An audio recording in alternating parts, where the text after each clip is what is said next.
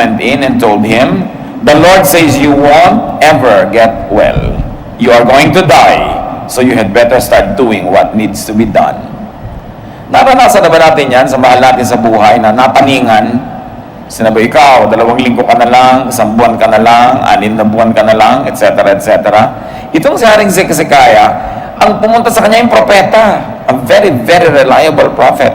Sabi niya, mamamatay ka na, hindi ka nagagaling. So ayus-ayusin mo lang yung pamamahay at nang sa ganon, hindi gulo ang iyong iwan. Verse 2, Hezekiah turned toward the wall and prayed, "Don't forget that I have been faithful to you, Lord. I have obeyed you with all my heart, and I do whatever you say is right." After this, he cried hard.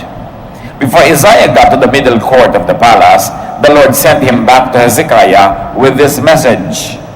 "Hezekiah, you are the ruler of my people, and I am the Lord God, who was worshipped by your ancestor David. I heard you pray, and I saw your cry. I will heal you, so that 3 days from now you will be able to worship in my temple. I will let you live 15 years more while I protect you and your city from the king of Assyria. I will defend the city as an honor to me and to my servant David." Then Isaiah said to the king's servants, "Bring me some mashed figs and place them on the king's open sore. He will then get well." Very dramatic. May sakit ang hari, pumunta yung propeta kasi mayroong mensahe galing sa Diyos. Alam nyo, hari, hindi na pa kayo babangon. Ikamamatay nyo na yan, tuloy-tuloy na yan. So mag-ayos-ayos kayo ng inyong mga iiwan para matino ang kalagayan ng kaharian ng inyong sambahayan. At tapos, umalis na uli ang propeta. Pag may naman dadalaw sa yung ganito, no, kahit propeta, parang wag na lang. No? So, para yung mga dumadalaw sa ating kumisang, naku, ganyan-ganyan yung dinalaw namin no 1 linggo, namatay na. Eto ka, pasyente ka, nabibinig mo yung chismisan ng mga dumalaw sa iyo, mga visitors from hell. No? Mga nakakasira ng loob, mga nakakapagpanik. So, papaalis na si propeta, sa kalagitnaan pa lang ng paglalakad niya doon sa bulwagan, pinabalik sa ng Diyos. Nadinig ko ang iyak, kasi nag-iiyak sa Diyos. Di ba? Bumalik ka. Sabihin mo, hahabaan ko pa, dadagdagan ko pa ng 15 taon. So, 3 days lang makakabangon na si John to worship me. Ipoprotect ko pa kayo sa mga kalaban ninyo. Ang daming bonus na kasama. Dahil lang ang ginawa niya, dapat natin gawin, pray. Nanalangin. Nadaig ng panalangin yung prophecy. Nadaig ng panalangin yung pasya na ng Diyos na mamamatay na siya na ipinasabi sa prophet. Nanalangin, umiyak sa Diyos. Kung meron tayong karamdaman, cry out to God. Believe that God hears. But remember this, there was faith in spite of the prophecy, tinaningan, pero humingi pa sa Diyos ng habag. Do not give up easily kahit sino magtaning sa inyo. Ito nga, propeta na yung nagtaning eh. Mensahero na ng Diyos, dinaan sa iyak. Do not give up easily kahit sino pa. Ang doktor na nagsabing, naku, ganito na lang, ganyan. Huwag kayo mawala ng loob. Dalhin sa Diyos ang kaso. No? Pero tatandaan nyo, may kakambal yun. Have heavenly deposits. Maraming deposito. Sabi, Lord, di ba lahat ng pinapagawa nyo sa akin ginawa ko? Lahat ng kabutihan ay binibili ninyo? Na ang pananampalataya ko ay gano'n na lamang at ako'y masunurin? No? So, there were deposits in the Lord's bank. And what were those deposits? Faith, obedience, and righteousness. Lahat po ng matuwid na pinapagawa nyo, ginawa ko. So, please naman, Lord, extension naman. Sabi natin, oo nga, sige, okay, balik, prophet. No? Sabi, kakahiya naman, nag-prophesy na ako doon. Diba? Bumalik ka. Sige, sabihin mo, 15 years pa, at may dagdag pang bonus. The Lord heard his prayer and his cry. Ngayon mga kapatid, kung iiyak-iyak kayo sa Diyos, may ungkat-ungkat naman kayo na ginawa niyong mabuti. No? Hindi naman tayo nakakapanumbat sa Diyos. Hindi pwede, baka makipagtuusan ng Diyos. Siyempre, talo tayo. Pero meron man lang kayong ma-withdraw sa ganito mga moments? Kasi meron siyang deposits. May pinagparoonan. The Lord heard his cry, his prayer, and the Lord changed his dealing with Hezekiah, and he would give him 15 more years, plus protection. At ano pa? How do you handle sickness or disability? Receive practical medication.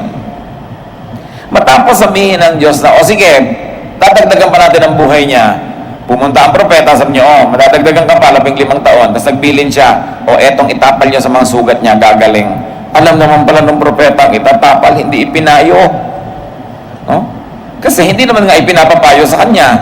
Pero ngayong, sabi ng Diyos, o sige, habaan ang buhay niya. O sige, ganito lang gawin niyo, tapal-tapalan niyo ng ganyan, 3 days babangon.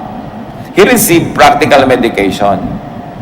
Hindi ko mo meron kang faith at naniniwala kang gagaling ka na, ayaw mo nang tanggapin. Ba sabi ng hari, ay sinabi mo na gagaling na ako, hindi ko na kailangan niyang gamot. Di ba? Nagpagamot din siya. Ginagawa niya kung ano yung practical. Maraming mga tao, hyper faith ang umiiral, ayaw man lang gumawa ng natural at practical na paraan para siya gumaling. Tatandaan natin na ang Panginoon din ng Diyos ng kalikasan, He's God of nature. So when He uses natural things and natural law and even science, which is the product of the mind, and the mind is the product of God's creation, helpful din yun. Kailangan ginagawa mo kung ano yung pwede. Kahit pa nga, nananalig ka. Kasi yung pananalig, dadagalan mo ng practical work, napakalakas nun. So, receive practical medication in spite of godly pronouncements. May isa pa, si Job. Ang lusog-lusog. Dumaan sa pagsubok na balot ng kotakot-takot ng mga sugat, galis, at kung ano-anong mga kasakitan ng buong katawan. Job 2:7-10, Satan left and caused painful sores to break out all over Job's body from head to toe. Then Job sat on the ash heap to show his sorrow. And while he was scraping his sores with a broken piece of pottery, his wife asked, "Why do you still trust God? Why don't you curse Him and die?" Job replied, "Don't talk like a fool. If we accept blessings from God, we must accept trouble as well." In all that happened, Job never once said anything against God. Ito naman si Job, ang pagkakasakit niya talagang made in heaven. Pagsubok. O tulad naman ng prophet na ang sabi, mamamatay ka na, sabi naman itong asawa, kamot ka ng kamot dyan, kaskas ka ng kaskas sa mga galis mo, sumpain mo na nga ang Diyos, tapos mamatay ka na. Wala nang pag-asa yan. Sige, pareho na naman nakakasira ng loob. No? At sabi ni Job, huwag kang magsalita ng ganyan na para walang utak. Ang dami nating natanggap na blessing sa Diyos, buong puso nating tinanggap. Ngayon, ito binibigay, ayaw mong tanggapin. Pag Diyos ang nagbigay, tanggapin. At hindi daw nagkasala si Job, ni nanisi o nanumbat sa Diyos. Now, how do you handle sickness and disability? According to Job, do not let people discourage you. Kahit ano pa sabihin nila, may relasyon ka sa Diyos, may pananalig ka, kahit inuhusgahan ka ng tao, sinisira ang loob mo, huwag kang magpapadala. Especially, tulad nga na sinasabi natin, mga visitors from hell. Tulad na itong asawa na to. Sa halip na makatulong, sinabi pa, sumpain man lang ang Diyos. Ang lansa-lansa mo, nilalangaw-langaw ka dyan, mamatay ka na. Saka naman nakakita ng ganong asawa. Meron kaya ditong ganon? Diba? Yung hirap na yung asawa, sinusumbatan pa, ninanag pa. No? Do not let people weaken your faith. Nung inubos si Satanas sa mga mahal sa buhay nitong si Job, lamatay lahat ng anak, kaya naman pala itinira tong asawa, kakampi niya. No? Kasama niya magpapahirap kay Job. Nagtataka ka, namatay lahat yung buong pamilya, yung asawa na tira. Yung pala kakampi ni Taning. Do not let people drive you away from God. Yung mga kasabi sa'yo, godly ka, hallelujah ka dyan, Bible ka pa, tingnan mo, ganyan-ganyan yung buhay mo, talikmukuran mo na yan, limutin mo na yan, huwag ka na magganyan, huwag kayo magpapadala doon. Accept God's dealings with you. God is God. He is supreme. He rules. He is sovereign. Hindi natin siya laging kayang maintindihan, pero lagi siyang tama. At napakahalaga na hindi magbabago, hindi manghihina ang iyong pagkapit sa Diyos, kahit parang ang Diyos mismo ang nagwawagwag sa'yo. Hindi niya gagawin yun, at kung gawin man niya sumandali, may hangganan according to the grace that He allows us to endure. No temptation, no trial comes to people without God's very exact measurement. At hindi siya nagbibigay ng lampas sa kakayanin nating dalhin kung magpapasya tayong magpakatibay at dalhin yon. At ano man mangyari sa ating buhay, do not blame God. And therefore, do not sin against God. Lalo kung nagkakasakit ka na, naghihirap ka na, nagigipit ka na, tapos makikipagkagalit ka pa sa Diyos, saan ka nalalapit? Mas hirap, mas gipit, mas dapat kumapit sa Panginoon kasi lalong siya lang ang natitira nating pag-asa. At mawala man lahat ng mga mahal sa buhay at yung matira man dyan, pinapahirapan ka habang kakampi ka pa ng Diyos at kakampi mo siya, you are going to be victorious. Huwag tayo nagpapadala sa pagpapahina ng loob. You and God are always a majority. Kaya dapat, ito naman, ito pa nga nagdala sa akin kay Lord, ito pa nga ang inaasahan ko, ito pa nga ang inspirasyon ko, tapos ganito lang pala, manghihina ang loob ko. No. Sa Diyos tayo tumingin, sa Diyos tayo umasa, sa Diyos tayo kumapit. Paminsan-minsan, nabibigyan tayo ng inspirasyon, encouragement ng kapwa, pero huwag yung ilagak ang lahat-lahat sa kanila, kasi tulad din natin, tao ang kapwa natin. Mga panapanahon na siya malakas, may panahon ding mahina. May panahon na pwede kanyang tulungan at may panahon siya patong dadagan sa'yo at hihila pababa. Kaya dapat sa Diyos talagang unang kapit, kahit may mga, minsan nakaka-inspire sa atin, at nakakapagbigay sa atin ng tulong, pero huwag dun laging iaasa. May isa pang guro sa atin kung tayo nagkakaroon ng mga parang imposibleng mga kalagayan, the bleeding woman. Matthew 9:20-22.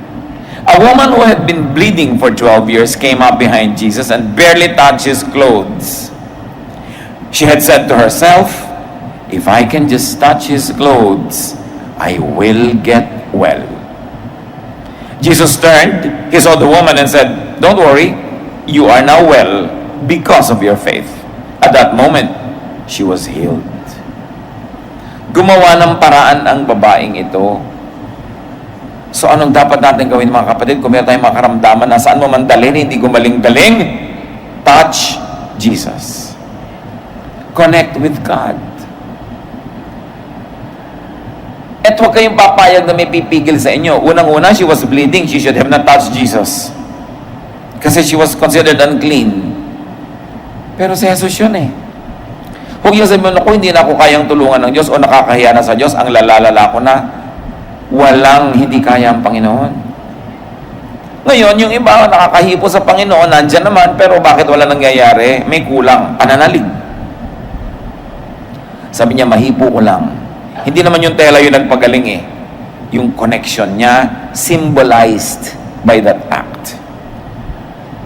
At napakahilig kasi ng mga Oriental people na laging may hipo, merong lapat, merong physicalization. Ganun tayo eh. We are a touching people. Kaya sabi niya, mahipo ko lang, gagaling ako.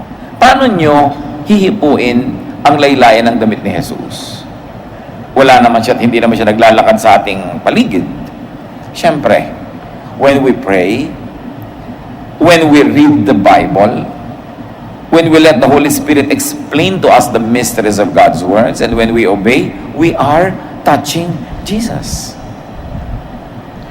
Pag tayo ay gumagawa ng mga gawain ng Panginoon, paglilingkod sa kapwa, pagtulong, we are touching Jesus because we are side by side with Him serving the people. What is the best way to fellowship with the Lord? To serve because the Lord serves. At kung invisible man ang Panginoon, tuwing naglilingkod ka, may ginagawa ka na gusto ng Panginoon na ginagawa ng mga anak niya, nandun ka, rubbing elbows with the Lord. Because pareho kayo ng ginagawa. So this bleeding woman is something great to teach us. Hindi siya karapat-dapat, kababae pa niyang tao, tas naubos ang mga pera niya sa pagpapagamot, wala namang napapala. Ginawang last resort ang Panginoon. Siguro noon lang niya nabalitaan. Pwedeng gawing last resort ng Panginoon kung talagang hindi mo alam, you did not know any better. Pero dapat tayo nakakakilala sa Panginoon, siya na yung first resort.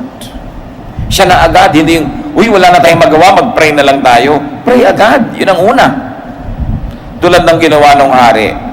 Sinong makakapagsabi na propeta, na guaranteed prophet, sinabi ng hindi ka nababangon, nabaligtad pa ng panalangin?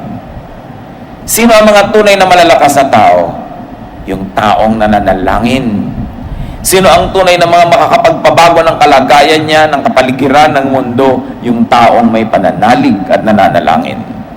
Because prayer is very appealing to God. Hindi pinapaliwanag sa atin, pero hindi ma-resist ng Lord na makinig sa prayer. At nakikinig siya. Kung ang Panginoon ay laging nakikinig sa prayer, gaano naman tayo kadalas manalangin? Yung iba ang tamad pa, lagi nagpapapray sa iba. Text ng text, ipapray mo ko. Teka, ikaw ba nagpapray sa sarili mo? Papray ka ng papray. Diba? Kasi yung prayer, hindi ka lang humihingi sa Diyos, nakikipag-fellowship ka. At mahilig makipag-fellowship ang Diyos sa atin. Do what you can to connect with God. Sometimes you connect with God through singing.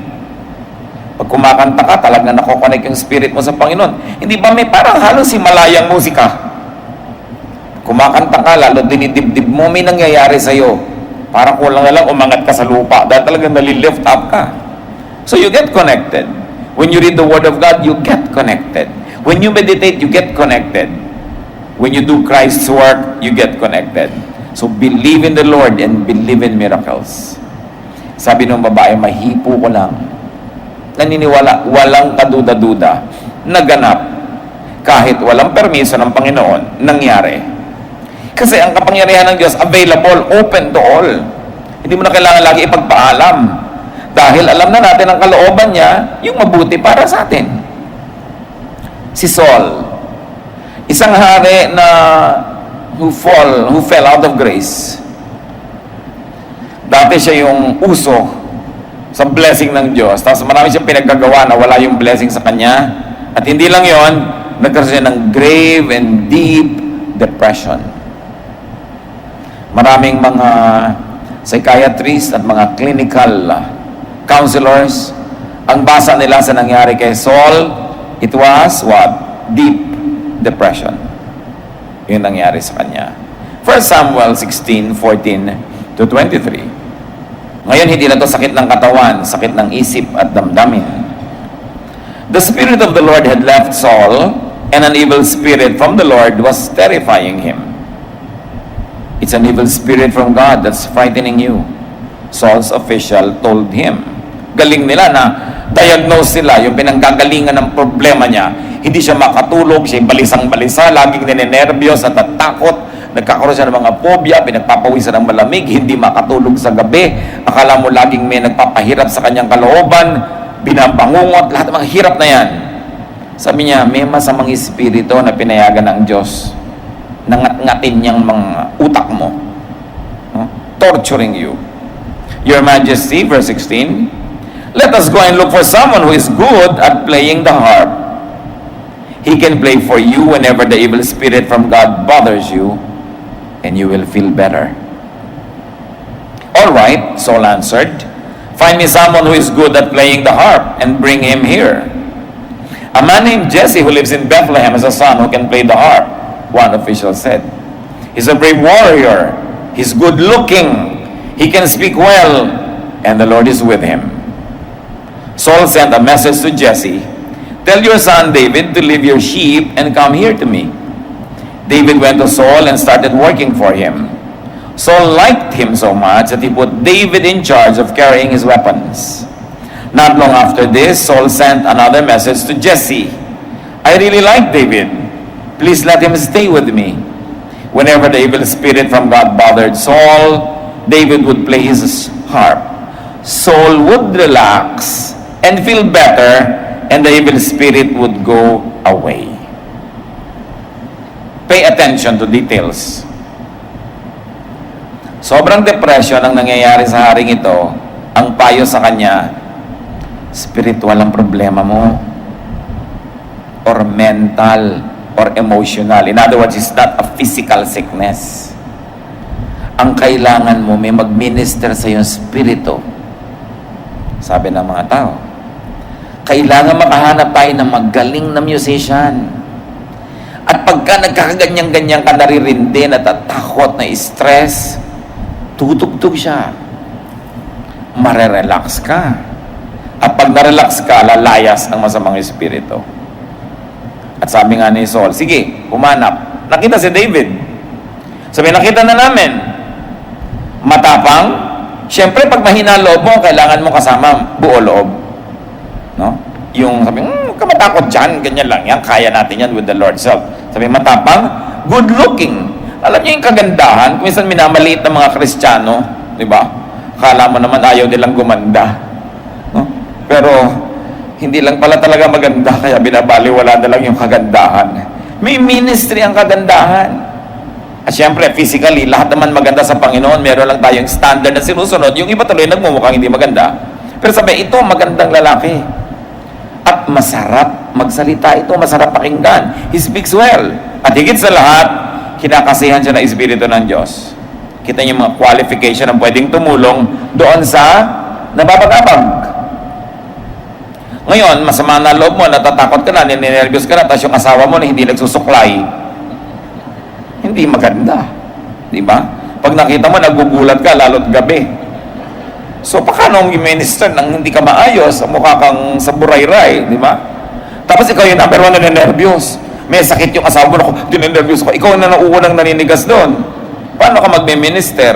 Tapos di magsasalita ka, pabalang-balang, pasigaw-sigaw, mga pangit na mga topic, pangit na mga boses, makakatulong ka ba nun? So sabi, humanap ka ng ganito. Anong lesson dito mga kapatid? Una, get and receive advice. Ang nagpayo sa kanya, yung mga nasa paligid, kasi kilala siya eh. Ang tunay na problema mo, spiritual, emotional. And then have gifted and anointed people minister to you. Iba-iba ang giftedness. Si David was gifted with music. Meron naman gifted with counsel. Meron naman gifted with good words. Meron gifted with teaching. Gifted with singing. Kung anong kailangan ninyo, may tao ang Panginoon na gagamitin niya para kayo paglingkuran.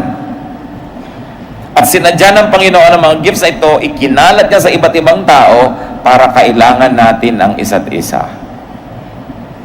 Puwersado ka na umasa sa iba kasi yung kailangan mo nasa kanila. Kaya kung ano naman yung nasa atin na kailangan nila, yun naman ang binibigay natin. So that we will need each other, and upon needing each other, we fill each other's needs, then we become one functioning organism, one family. Yan ang kalooban ng Diyos. He gave some to be prophets, some apostles, some teachers, some evangelists, iba-iba. Kaya mahalaga yung fellowship, mga kapatid. Kasi it's only in the fellowship where all these gifts are complete and they can be ministered to you. And when you're absent from the fellowship, you cheat all of us. Why? Because you have a gift that God has designed that you give to us. And we have a gift that we give to you. Tulungan. Kung anong pangangailangan ng kapatid, ibinibigay mo. Yung kailangan mo naman, ibinibigay din ng kapatid. Bakit naman musikero ang kailangan nitong si Saul? Eh kasi nga, wala siyang peace of mind. Kailangan niya ng therapy. Kailangan niyang mapayapa, mapanatag. Sa ganitong uri ng mga sakit, mga kapatid, sakit ng isip, sakit ng damdamin, sakit ng emosyon, what we should do? Relax. Kaya ngayon, ang dami ng mga spa, ang dami ng mga ano-ano, kasi yung stress ng city life, kailangan mo ma-relax. Ang mga paa natin, lagi nakasapato, so hindi na namamasahe yung mga nerve ending sa talampakan, na kung taga-probinsya ka, naglalakad ka araw-araw sa batuhan, hindi mo kailangan ng foot spa. Kasi acupressure yun na natural. Di ba? Hindi mo kailangan magbayad sa spa para mag-jacuzzi kung naliligo ka sa ilog. No? Na dinadaan ka ng mga malalaking agos at kuminsan may kasama pang mga palapa ng nyog. No? Talagang natural na natural lang yung scrubbing. Kaya napakapalad ng mga nabubuhay ng malapit sa kalikasan. Pero pag nasa city ka, everything is artificial. You need to recreate soothing, relaxation, and relaxing activities. Pero dito, nakita natin mga kapatid, ano ang gamot? Surround yourself with pleasant things. Hindi lang ito gamot, prevention din. Kaya niyong pabanguhin ang bahay niyo, pabanguhin niyo. Ang tawag dyan, aromatherapy. Kasi ang maamoy ng ilong mo, diretso sa brain. Brain agad. So, syempre, alam nga namang ma-relax ka kung ang naaamoy mo, saksakan ng sangsang na baho. Diba? Eh kung ang naaamoy mo, parang humahalimuyak na sampagita, o asmin, ilang-ilang, kahit mainit ang ulo mo, lalamig. Lalo't ang naamoy mo, pagkabango-bangong ginisa. Siyempre, sasarap ang gana mo dahil may naaamoy ka. Kaya yung mga tao, gusto nyong malayo kayo sa maraming sakit, simple lang, pabanguhin nyo yung kapaligiran. Huwag lang sobra dahil namamatay yung sense natin ng pang-amoy pag sobra. Ayusin mo, pagandahin mo. Di ba si David sabi, magandang lalaki yan. Pagandahin mo ang iyong bahay, pagandahin mo ang arrangement ng iyong mesa. Yung makita mo palang yung mesa mo, ang gulo-gulo parang sumabog, wala namang granada, magkakasakit ka. Yung pagbukas mo sa cabinet, napakaburara, gulo-gulo. May pusa pa sa loob. So, paano ka gagaling nun? Kailangan maayos. Ang Diyos maayos eh. Ayusin mo pa lang ang iyong buhay, ayusin mo yung bag mo, ayusin mo yung buhok mo, ayusin mo yung kapaligiran, gagaling ka na. Yun ang pinayo. Hindi naman kung ano nung mga mahirap gawin eh. Tugtog lang. Kasi, bantayan nyo yung sabi sa verse, then you will rest. And after you have rested, the evil spirit will leave you. Hindi, the evil spirit will leave you, then you can rest. No. Rest. And the evil spirit will leave you. Kailangan ipinapahinga natin ang ating isip, ang ating katawan, sapagkat yung pagod na isip at pagod na katawan, playground yan ng mga impacto. Pag lagi kang aligaga, lagi kang nagmamadali, lagi kang nagrarush, laging pagod na pagod, magkakasakit ka. Mainit ang ulo mo, lagi kang galit. Kaya sabi, learn to relax. On the seventh day, God rested. Diyos ka, nagre-rest. Pero alam niyo yung rest ng Panginoon, hindi naman yung natulog na lang siyang ganon. Kasi ginawa niya yung kanyang creation, on the seventh day, in-appreciate niya. So may gagawin ka, appreciatein mo ngayon. May niluto ka, kakainin mo ngayon. Meron ka nilabhan, pinladya, isusuot mo ngayon. Kailangan pakinabangan mo because beauty ministers. God is God of beauty. And when we say beauty, we don't mean a certain standard of what is physically beautiful in a person's body. Alam niyo yung beauty, basta may harmony, may balance. Beautiful yun. Maghahain ka rin lang, tuyo lang yung ulam mo, may kamatis, lagyan mo ng floral formation. Hindi basta may lang itinampak doon, itong tuyo. Diba? Wala ka art. Kailangan masaya, maganda. Find comfort, find therapy, and find beauty. Ngayon, mga kapatid, dapat tayo yon yung parang si David. Pag tinitingnan ka ng tao na i-inspire, kasi maganda kang tingnan. No? Hindi nagmamantika ang mukha mo. Yung pinapahit-pahiran mo man lang ng kung ano yan para mukha kang bagong pahinga kahit pagod. Yung hindi pagka naamoy ka, talagang hindi na siya hihinga, di bali nang masuffocate. Huwag ka na lang maamoy. So, we minister to people.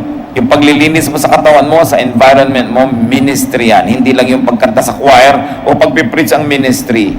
When you enable people to rest and find beauty and inspiration, that is a very special ministry. Importante, lalo kung kayo asawa, di ba? Yung magmi-minister ka, syempre, magagargle ka man lang. Hindi yung, alam nyo yung mga diwata sa Ilog Cosito na nakamamatay ang baho ng hininga sa Florante at Laura. So, kailangan hindi ka ganun. Lalo't meron kang kapartner sa buhay. Marami kasi mga kapatid, pagka matagal na mag-asawa, hindi na talaga, walang ka-hygiene. No? Yung Nakahiga, kain ng kain, makakatulog na lang. My goodness, can you imagine kung anong amoy niya mamayang alas 4 ng umaga? Tapos good morning ng good morning sa'yo, talikod ka naman ng talikod. Sumasama naman ang loob. So kailangan minister through beauty.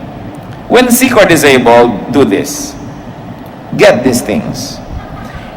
And when ministering to the sick or to the disabled, provide this. At may isang mahalaga dito, whether or not you are the caregiver or you are the one being taken care of, put your house in order. Yan ang 10. Put your house in order. Always. Napakahirap nung may sakit ka, tapos may ipinapakuha kang gamot sa kasama mo sa bahay, hindi niya malaman kung nasaan dahil ang gulo. O kaya nag-aagaw buhay ka, hindi pa malinaw sa mga tagapagmana mo kung sino ang mamana nito at noon. May bank account ka, hindi alam ng mga mahal mo sa buhay kung nasaan, anong number. Nakakadagdag sa stress mo yon. Kaya ang sabi ng propeta, mamamatay ka na, put your house in order. Huwag kang bigla mamatay, ayusin mo yan, parang iiwan mo maganda. Nakakadagdag ng ating dalahin sa loob kung hindi malinaw ang mga bagay-bagay. So put your house in order. Do your best, pray your best, and leave everything up to God. Aming Diyos. Salamat dahil meron kaming pwedeng lapitan. May mga mahal kami sa buhay, may mga espesyalista, may mga doktor. But above all, nandyan po kayo. Dalangin namin, Panginoon, yung kapangyarihan nyo, lumukob sa amin, pagalingin nyo po kami sa aming mga karamdaman. Mga kapatid, magsiyuko tayo ng taimtim sa Panginoon. Sino man ang may karamdamang mabigat, ilapit nyo ngayon. Humingi tayo sa Panginoon ng kagalingan. Yung Diyos ni Hezekiah, Diyos din natin. Yung Diyos ni Job, Diyos natin. Ang Panginoong Jesus, the same yesterday, today, and tomorrow. Sa ilang saglit ng katahimikan, manalangin kayo para sa kagalingan ng inyong sariling mga katawan. Sa susunod, ipapanalangin naman natin ang mga mahal natin sa buhay. Pero ngayon, I'd like you to pray for yourself. Kung ano ang inyong karamdaman, lalo't mabigat ito, ilapit ngayon, ihingi ng himala sa Panginoon.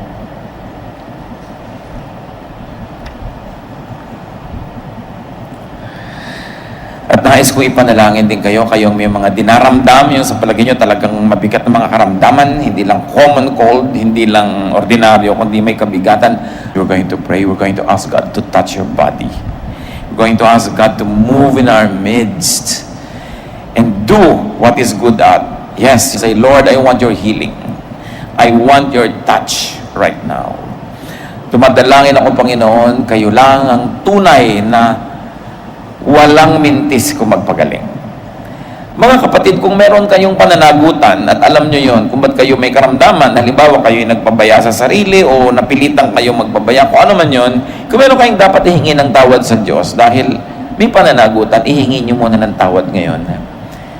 Makipaglinaw sa Diyos at sabihin ang inyong mga pagkukulang kung bakit dinaranas ang karamdamang ito. Yun naman ay kung meron kayong alam, lumapit sa Diyos, humingi ng tawad. Maya-maya mananalangin tayo sabay-sabay.